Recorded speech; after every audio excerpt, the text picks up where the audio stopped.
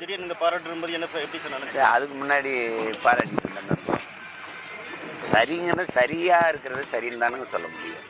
மக்களுக்கு உதவணும்னு நினைக்கிறத எப்படி அது குறை சொல்லணுமா? 27ஆம் தேதி பிறந்த நாள், அதோட விடணும்ல. இவ்வளோ வெள்ளச்சேதம் அவங்களுக்கு திருவண்ணாமலை, கடலூர், திண்டிவனம், கள்ளக்குறிச்சி எல்லாம் பாதிக்கப்பட்டு பெரும் வெள்ளச்சேதத்தில் மக்கள் இருக்கும்போது நேற்று வரைக்கும் பிறந்தநாள் கொண்டாடிக்கிட்டு இருக்கீங்க, அதை பேச மாட்டீங்க. அவர் பாதிக்கப்பட்ட மக்களுக்கு உதவணும்னு நினைக்கிறாரு, அதை பாராட்டணும்ல. எல்லாத்தையும் திட்டிக்கிட்டே இருக்கிறது, குறை சொல்லிட்டு நாங்கள் மனநோயாளிகளா? அப்படி ஒன்றும் இல்லை. சரியானது சரி, தவறுனா தவறு. டெல்லியில் நேற்று நடந்த ஐபிஎஸ் மாநாட்டில் வருண் ஐபிஎஸ் இதை சொல்லியிருக்காரு. நாம் தமிழர் இயக்கம் ஒரு பிரிவினைவாத இயக்கம், அதை கண்காணிக்கணும் அப்படின்னு சொல்லிட்டு ஐபிஎஸ் அதிகாரிகள் மத்தியில் சொல்லியிருக்காரு. இது எப்படி பார்க்குறது? அவர் ரொம்ப நாளாக கண்காணிச்சுட்டு தானே இருக்காரு. இது புதுசாக கண்காணிக்கிறாங்களா எங்களா? அது ஒரு உள்துறை அமைச்சகம் நடத்தப்பட்ட அந்த நிகழ்வுகளை முக்கியமாக சொல்றது சொல்லியிருக்காங்க. அவர் இங்கே தனிப்பட்ட முறையில் பார்க்கறது, அந்த கருத்து மோதல் இருக்கிறது. எல்லா அதிகாரிகள் மத்தியில் ஒரு கருத்தாக்கத்தை கொண்டு போகும்போது அது எப்படி புரிஞ்சுக்கிறதுன்னு நீங்கள் சொல்லுங்கள். இந்திய அரசியல் அமைப்பு அதன்படி நாங்கள் பதிவு செஞ்சு தேர்தல் ஆணையத்தில் 13 ஆண்டுகளாக இந்த அரசியல் இயக்கத்தை நடத்துகிறோம். ஒரு மக்கள் இயக்கம், மக்களோடு சந்தித்து தேர்தலில் நின்று அவங்களே சின்னம் கொடுத்துருக்காங்க, நின்றுருக்கோம். 36 லட்சம் வாக்கை வாங்கி 3வது பெரிய கட்சியாக தனிச்சு நின்னே அங்கீகாரத்தை பெற்று ஒரு கட்சியாக இருக்கும்போது நீங்கள் திடீர்னு இதை பிரிவினைவாத இயக்கம் அதை நீங்கள் கண்காணிக்கணும் அப்படின்னா, இவர் தான் நாட்டை ஆள்றாரா? ஏற்கனவே என்ன ரைடு விட்டு போனால் பார்த்தாங்கல்ல, அவங்களுக்கு தெரியாதா நாங்கள் பிரிவினைவாத இயக்கமா இல்லையான்னு? எதை வச்சு பிரிவினைங்கிறாரு? ஒரு அடிப்படை தகுதியே எல்லாமே நீ எல்லாம் இப்படி ஐபிஎஸ் என்ன? எதை வச்சு பிரிவினைங்கிற? தமிழ் சாவனிஸ்ட்டுங்கிற. தமிழன் நான் தமிழன்னு சொல்றது உனக்கு சாவனிசம்னா எதுக்கடா இவ்வளவு மொழிவழி மாநிலங்கள் பிரிச்சாங்க? எதுக்கு பிரிச்ச? தெலுங்குக்கு ஒரு மாநிலம், கேரளாவுக்கு மலையாளிக்கு ஒரு மாநிலம், பீகாரிக்கு ஒரு மாநிலம், குஜராத்திக்கு ஒரு மாநிலம், எதுக்கு பிரிச்சாங்க? இது ஏன் நாடு, என் மொழி தமிழ், நான் தமிழ்னு பேசுகிற தமிழ் சாவனிசம்னா இந்தி படிங்கிறது இந்தி சாவனிசம் இல்லையா? சமஸ்கிருதம் படிங்கிறது சமஸ்கிருத சாவனிசம் இல்லையா? அதை பேச ஒரு தடவை பேசு. நாங்கள் தமிழர்கள் தமிழர்னு பேசுறதுல உனக்கு சாவனிசம் எப்படி வருது? எப்படி வருது? அப்போ பிரதமர் மோடி உலக மொழிகளின் தொன்மையை தமிழிலிருந்து அறியலாம், உலக மொழிகளின் மூத்த மொழி தமிழ், அது எங்கள் நாட்டில் இருப்பது பெருமைங்கிறாரு, அது தமிழ் சாவனிசம் தானே? இந்திய மொழிகளின் தொன்மையை தமிழிலிருந்து அறியலாம்ங்கிறாரு, அது தமிழ் சாவனிசம் தானே? முதல்ல உன் தாய்மொழி எது? உன் தாய்மொழி எது? நீ முதல்ல நீ சொல்லு. நீ உண்மையிலே தமிழ் தாய்க்கும் தமிழ் தகப்பனுக்கு பிறந்திருந்தா தமிழ் சாவனிசம்ங்கிற வார்த்தை நீ உச்சரிப்பியா? நீ என்னது? உனக்கு மட்டும்தான் பொண்டாட்டி புள்ள குடும்பம், எங்களுக்கெல்லாம் இல்லை. என் குடும்பத்தைன்னு ஏன்னா நீ என்னென்ன சேட்டை பண்ணி எங்கள் குடும்பத்தை, என் மனைவியை, எங்கள் குடும்பத்தை, என் தாய் தந்தையரை, எங்கள் கட்சியில் இருக்க பிள்ளைகளெல்லாம், என் தங்கச்சியில் இவ்வளவு இழிவாக பேசுறதுக்கு வழக்கெடுப்பியா? வழக்கெடுப்பியா? சரி, இந்த அதிகாரம் இந்த காய் சட்டில் எத்தனை வருஷம் இருப்ப? எத்தனை வருஷம் இருந்துருவேன்? நீ எத்தனை வருஷம் இருப்ப? ஒரு 50 வருஷம், இன்னும் ஒரு 40 வருஷம் இருப்பியா? இன்னும் ஒரு 30 வருஷம் இருப்பியா? அதுக்கப்புறம் இறங்கித்தானே தம்பி ஆகணும் கீழே. ஆனால் நான் இங்கே தான் இருப்போம். பார்த்து பேசணும், பார்த்து இது பண்ணணும். இவ்வளோ பேர் சரி, பிரதமர், உள்துறை அமைச்சர் எல்லாம் தொடங்கி வச்ச விருதில் எல்லாரும் பேசுனது வராமல் நீ பேசுறது மட்டும் வெளியில் வருது எப்படி? அந்த காணொலி மட்டும் எல்லா ஊடகத்துக்கு வருது எப்படி? நீ தான் ரகசியம் பாராட்டுறிய? நீ உறுதி பிரமாணம் எடுக்கும்போது இப்படி தான் எடுத்திய? இதான் உன் வேலையா? என் கட்சியை குறை சொல்றதுக்கு தான் நீ ஐபிஎஸ் ஆகி வந்திருக்கிய இங்கே? சரி, மோதுறதுன்னு ஆயிடுச்சு, மோதுவோம் வா. ஏன்னா நீ என்ன பண்ணுவ? நீ என்ன பண்ணிடுவேன்? நீ என்ன பண்ணுவேன்னு சொல்லு. ஆற்றால் நீ ஒரு ஐபிஎஸ். பெஞ்சல் புயலுக்கு முதல்வர் 2000 கோடி கேட்டிருக்கிறாங்க. மத்திய அரசு இது வரைக்கும் அந்த அதிகாரிகள் மட்டும் அனுப்புறாங்க. எப்படி பார்க்குறீங்க? நிதி உதவி, நிதி நிவாரணம். இது ஒன்றும் புதுசு இல்லையே. எந்த புயல் பாதிப்புக்கு எங்களை பார்த்து கருணையோடு பார்த்து உரிய நிதியை ஒதுக்கி இருக்கு மட்டும். தானே புயல் இல்லை ஓகி புயல் சொல்லுங்க. 200 பேர் 100 பேருக்கு மேற்பட்டவர் நாங்கள் செத்தோம். நான் இது கன்னியாகுமரியில் தத்தளிச்சு நிற்கும் போது நீங்கள் கப்பற்படையை அனுப்பி எங்களை காப்பாற்ற முயற்சிக்கலை. செத்து விழுந்த உடலை எடுத்து மரியாதையை அடக்கம் பண்ணிக்கிறதுன்னு சொல்லி என் மக்கள் கேட்கும்போது நீ உதவலை. தானே புயலில் நீங்கள் வந்தீங்களா? ஓகி புயலுக்கு உதவுனீங்களா? அதுக்கு உரிய இடர் நீக்க நிதியை கொடுத்தீங்களா? இப்போ இது கொடுத்துட போறீங்க? இது தமிழ்நாடு அரசு தான் முடிவு எடுக்கணும். நீங்கள் அவங்ககிட்ட நயந்து தர முடியாது வரின்னு சொல்ல முடியுமா? முடியாது. எனக்கு போக தான் மிச்சம். உனக்கு மத்திய அரசுக்கு நிதி ஏது? நிதி ஏது சொல்லு. மத்திய அரசுன்னு ஒன்று இருக்குல்ல, இந்திய ஒன்றிய ஆட்சியாளர்களுக்கு நிதி ஏது? நாங்கள் கொடுக்குறது தானே. மாநிலங்களின் நிதி தானே உங்கள் நிதி. வேற உங்களுக்கு ஏதாவது காசு இருக்கா? வருவாய் பெருக்கத்துக்கு எதுவும் தொழில் வச்சிருக்கீங்களா? ஒன்றும் கிடையாது. நீங்கள் கட்டுற வரி, நான் கட்டுற வரி, இவர் கட்டுற வரி. நீங்கள் நீட்டி இருக்கிற இந்த ஒளி வாங்கிக்கு ஒரு வரி இருக்குது, நான் போட்டிருக்க இந்த சட்டைக்கு ஒரு வரி இருக்குது. ஒரு இந்த வரியை எடுத்து வச்சுக்கிட்டு பேரிடர் காலங்களில் கூட எங்களுக்கு உதவலைன்னா அந்த பணம் எதுக்கு? ஆனால் எங்களுக்கு நாட்டுப்பற்று இருந்துடணும், தேசப்பற்று இருந்துடணும். இந்த கேள்வியை நாங்கள் கேட்டேன்னு வச்சுங்க, தேச துரோகி ஆயிடுவேன், ஆன்டி இண்டியன், அப்பத்தா இண்டியன்லாம் ஆயிடுவேன். ஆனால் நான் கேள்வியே கேட்கக்கூடாது. எப்படி இருக்கு பாருங்க. இன்னைக்கு நான் பேசுறது, அன்னைக்கே எங்கள் தாத்தா தெய்வ திருமணம் முத்துராமலிங்கத்தர் சொல்கிறார், நீ ஊமையா இருக்கிற வரை உன்னை தேசியவாதி ஜனநாயகவாதின்னு சொல்லுவான், நீ உரிமைன்னு பேசிட்டா உன்னை தேச துரோகின்றான்றாங்கிறார். அதானே இப்போ நடக்குது. இது என் உரிமையா இல்லையா? நான் வரி கட்டினேன், நீ வச்சிருந்த. பேரிடர் காலங்களில் எனக்கு பீகாரில் வெள்ளம் ஏற்பட்ட போது, குஜராத்தில் பேரிடர் ஏற்பட்ட போது இப்படி தான் பண்ணீங்களா? உடனே நிதி ஒதுக்கணும்ல, ஒதுக்குனீங்கல்ல. அப்போ அதுக்கு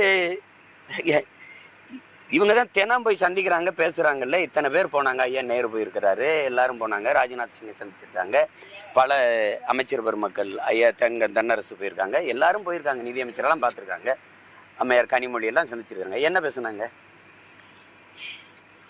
சொல்லுங்க, என்ன பேசுனாங்க?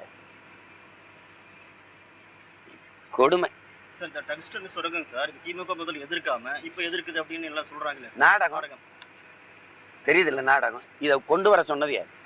தம்பி அண்ணாமலை கூட சொல்றாரு, கேட்டதே இவங்க தானே. 2 ஏக்கர் தான் நாங்கள் பல்லுயிர் பெருக்கத்துக்கு அந்த இடத்துக்கு எடுத்திருக்கோம், மீதியில் நீங்கள் வந்து எடுங்கன்னு கூப்பிட்டதே இவங்க தான். அவங்க தான் சொல்கிறாங்களே, மத்திய அமைச்சரவையிலிருந்து அமைச்சரகத்திலிருந்து சொல்கிறாங்களே, அவங்க எந்த எதிர்ப்புமே, நாங்கள் கருத்து கேட்கும்போது எந்த எதிர்ப்புமே தெரிவிக்கலையே அப்படின்னு. மாறி மாறி அது அதிமுக ஆட்சியில் வந்துடுச்சு, அவங்க அனுமதி கொடுத்துட்டாங்க எடுக்க சொல்லி, இப்போ நாங்கள் தடுப்போங்கிறீங்க. ஆனால் அது பார்த்தா இவங்க தான் வந்து எடுங்கன்னு சொல்லியிருக்காங்க. இப்போ நானும் அதான் சொல்கிறேன், எடுங்க பார்ப்போம். நீ எடுத்துருங்க, நீ டங்ஸ்டன் சுரங்கத்தை நீ தொட்டு எடுத்துரு பார்ப்போம். எனக்கு இந்த தேர்தல் நிற்கிறது ஜெயிக்கிறது அதெல்லாம் 4ஆம் பட்சம். எனக்கு என் மண்ணும் மக்களும் தான். இந்த மண்ணில் இந்த மண்ணின் வளமும் நிலமும் ஒரு பிடி போயிடக்கூடாது தான் என் பாட்டன் தூக்கில் தொங்கினான். தீரன் சின்னமலையிலேருந்து மருதுபாண்டியிலிருந்து எங்கள் பாட்டை இங்கே போராடி செத்ததெல்லாம் அதுக்குத்தான், செக்கு எடுத்ததெல்லாம் அதுக்குத்தான். நீ அப்படியே வந்துக்கிட்டு மீத்தேன் எடுக்கிறது, ஈத்தேன் எடுக்கிறது, நிலக்கரி எடுக்கிறது எல்லாம் எடுத்துகிட்டு போகிறது, நரிமணத்தில் வந்து பெட்ரோல் எடுத்துகிட்டு போகிறது, இங்கே வந்து டங்ஷன் வந்து எடுத்து சுரங்கத்தை வெட்டி எடுத்துகிட்டு போகிறது. இந்தியாவில் என் நிலத்தில் தான் டங்ஷன் இருக்குது, இங்கே தான் மீத்தேன் இருக்குது, வேறு இடத்துல இல்லை. காவிரி படுகையில் இருக்குல்ல, கங்கை படுகையிலும் இருக்குல்ல, எடு அங்கே. இந்தியாவில் வேறு எங்கேயும் மலை இல்லை, என்கிட்ட தான் மலை இருக்குது, அங்கே தான் நீட்டு ஆய்வு செய்வேன். வேற எங்கேயும் நீட்டு ஆய்வு எடுக்க பண்ண முடியாது. ஏன்னா அப்பன் இல்லாத வீடு மாதிரி தலைவன் இல்லாத நாடா இது தட்டுக்கிட்டு இருக்குது. அது கேட்க நாதி கிடையாது. நீ எடுத்துறேன், நீ நான் பார்ப்பேன். நீங்கள் வந்து நான் போராட போகிறேன், 13ஆம் தேதி போய் போராடுறேன், நீ எடுத்துரு பார்ப்பேன். வலிமையான அதிகாரம் கொண்டவங்க தானே, வந்து எடுத்துருங்க. இதெல்லாம் சும்மா தேவையில்லாது வளத்தை சுரண்டி கொழுக்கிறது. அது நேரடியாக வேதாந்தா வந்து அனில் அகர்வால் கொண்டு வந்தால் தெரிஞ்சிரும்ட்டு வேற பேரில் இறக்குறது. எப்படி எடுக்க போகிற முதலாளி யாரு? மண்ணின் வளம் மக்களுக்கானது, அது எப்படி தனிப்பெற முதலாளி கொடுப்ப? எப்படி கொடுப்ப? ஏற்கனவே அங்கே இருந்த கிரானைட் கற்களை, தங்கத்தை விட விலை மதிப்பு உள்ள கற்களை எல்லாம் வெட்டி எடுத்து கொதறி போட்டு வச்சிருக்க. வெறி நாய் சேலை துணியை கட்டிச்சு கொதரும்ல, அப்படி கொதறி போட்டிருக்கேன் என் நிலத்தை. வாங்கல ஒரு தடவை என்னோட வாகனத்தில் பயணம் பண்ணுங்கள், 2 கரையில் எப்படி குவிச்சு வச்சிருக்காங்க மலையை. தாயின் மாற அறுத்து விற்கிறவனை உலகத்தில் நீங்கள் பார்த்துருக்கீங்களா? தாயின் மாற அறுத்து விற்கிறவனை இங்கேதான். இந்தியாவில் எந்த மாநிலத்தில் அங்கே இப்படி இருக்குது? கல்குவாரி நாங்கள்லாம் க்ரஷர் வச்சுருக்கோம், நாங்கள்லாம் இது கல்குவாரி டெண்டர் எடுத்திருக்கோம். அப்படி குவாரி அதிபர்கள் எந்த மாநிலத்தில் இருக்கிறாங்க? குவாரி அதிபர்கள் இங்கே தான். எந்த மாநில முதலமைச்சர்களுக்கு சாராய ஆலை இருக்குது? இங்கே தான். சந்திரபாபு நாயுடு சாராய ஆலை வச்சிருக்காரு, இல்லை பினராயி விஜயன் வச்சிருக்காரு, இல்லை அம்மா மம்தா பானர்ஜி வச்சிருக்காங்களா? இல்லை சொல்லுங்க, யார் வச்சிருக்கா? இங்கே தான் இருக்கு. ஒரு பக்கம் மிடாஸ் இருக்கு, இங்கே சொல்ல முடியாத ஆலைகளுக்கு சாராய ஆலை இருக்குது. தென் மாநிலங்கள் எல்லா மாநிலங்களையும் கல் இருக்குது, இங்கே மட்டும் ஏன் இல்லை? கல் மது, பீர் பிராண்டி விஸ்கி ரம்மு ஜின்னெல்லாம் தீர்த்தம் கோயிலில் கொடுக்குறாங்களே புனித நீர். அது கேட்டால் முதல்வர் வந்து மது இல்லாத போதை இல்லாத ஒரு மாநிலத்தை உருவாக்கணும். உங்களை தகப்பன் போல கேட்குறேன், போதையை பயன்படுத்தாதீங்க. விற்கிற ஆள் யாரு? விற்கிற ஆள் யாரு? இது ஒரு நாடு, இது ஒரு ஆட்சி, இதுக்கு ஒரு வேற ஏதாவது இருக்கா கேள்வி? மன்னர் அவர்களுக்கு விருதை திரும்ப பெற்றது. நான் மன்னனை கடுமையாக சாடுறேன். உன் தகுதிக்கு அது இந்த விருது ஒரு தரமா? உனக்கு அதுக்கு இந்த விருதுனால நீ என்ன பெருமையடைய போற? உனக்கு பாராட்டுற காலம் வருது. உன் அறிவுக்கு அது தகுதியே கிடையாது. இதெல்லாம் வந்து நீங்க கொடுப்பீங்க, நீங்க கொடுத்துக்கிட்டு உடனே திரும்ப பெறுவீங்கன்னா என்ன செஞ்சுட்டார் அவர்? எதுக்காக நீங்க இது பண்றீங்க? இதான் உங்க ஜனநாயகமா? இதான் உங்க மாண்பா? பாரபட்சமா உங்க கட்சி சார்ந்து உங்களுக்கு ஒரு கருத்து சொல்லிட்டா அது நல்லவர், இல்லைன்னா இல்லை. என்ன கேட்டா அந்த பாராட்டு வந்து மன்னன் அறிவுக்கோ தகுதிக்கோ அது தகுதி வாய்ந்தது இல்லை. மன்னனுக்கு அது அவசியம் இல்லை, அவசியம் இல்லது. அசாம்ல மாட்டு இறைச்சி தடை பண்ணிருக்காங்க, வேற இறைச்சி கொடுப்பாங்க. மாட்டு இறைச்சி தடை பண்ணிட்டு வீட்டுக்கு 2 கிலோ ஆட்டு இறைச்சி கொடுப்பாங்க. முதல்ல இந்த பைத்தியக்காரங்கிட்ட கேட்குறேன், நீ யாரு முதல்ல சொல்லு. என் உணவை உறுதி செய், பிறகு நான் என்ன சாப்பிடலாம்னு முடிவு செய். அடிப்படை அறிவு வேணாமா? நாட்டின் குடிகளுக்கு உணவை உறுதி செய்ய முடியல ஒன்னால. 28 விழுக்காடு மக்கள் இரவு உணவு இல்லாம தூங்க போறாங்க. அதுக்கு பதில் இருக்கா?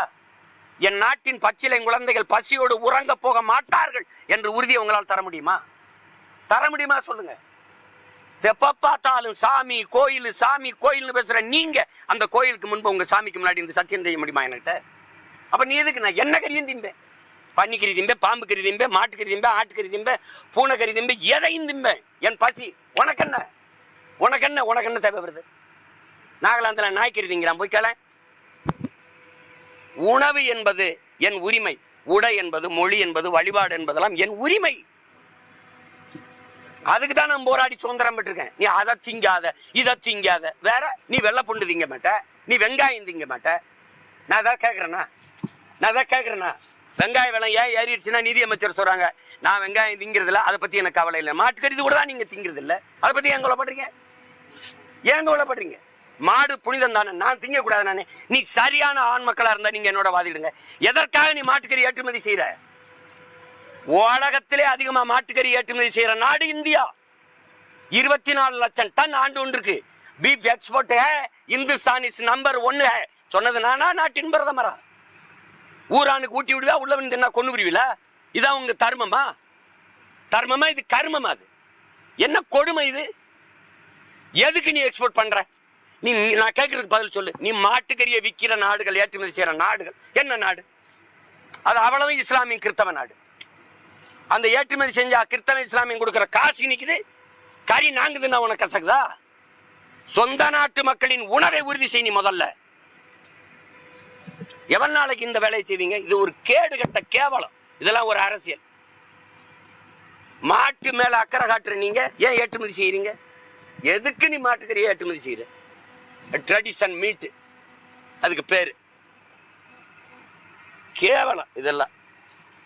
மாட்டுக்கறி திங்கிறாங்க, அதை தடை செய்யறது, இதை தடை செய்யறது.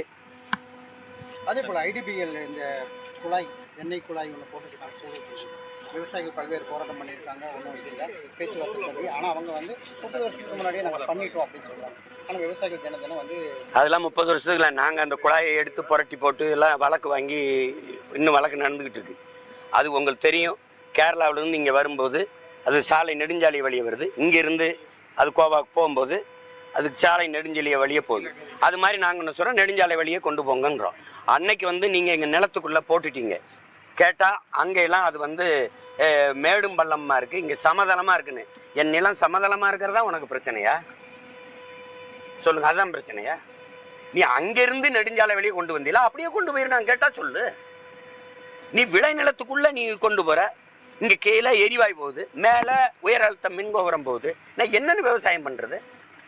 எப்படி பண்ணுறது? அப்போ இது வந்து நீ பதிச்சிரு பார்ப்போம். நீ பதிச்சிரு, வேற பேசிட்டு இருக்க நேரம் இல்லை, நீ பதி, அப்புறம் பா.